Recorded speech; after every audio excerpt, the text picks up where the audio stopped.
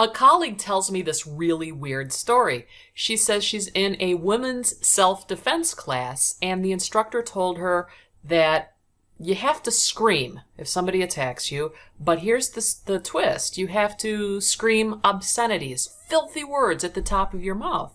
And the reason is people are used to hearing women screaming. They don't pay attention, but if you start screaming really filthy words, they'll pay attention to you.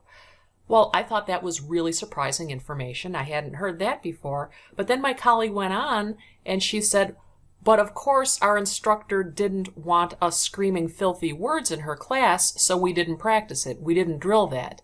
They spent the rest of the class punching this heavily padded creature, person who was an attacker, punching him in the groin, gouging out his eyes, screaming while they're hitting him.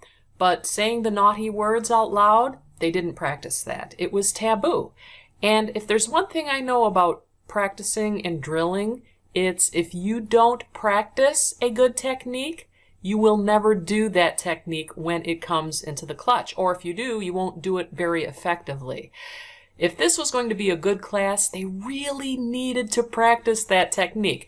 Personally, I'm kind of dubious about whether screaming obscenities would actually bring people to help me. If it actually is a good technique and it does work, they need to practice it in class. Athletes, they drill on the fundamentals all the time. That way, when it's a clutch time, when it's a clutch play, they don't have to think about what they need to do. They've practiced the fundamentals so much, it's second nature. They know exactly what to do. And in the same way, when I'm running public speaking courses or crisis communication courses, we'll role play a lot of different tough speaking scenarios or tough communication scenarios.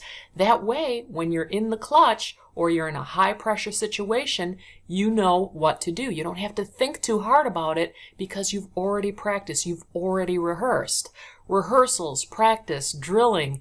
You need to put yourself in some tough situations so that you'll know how to act in the clutch.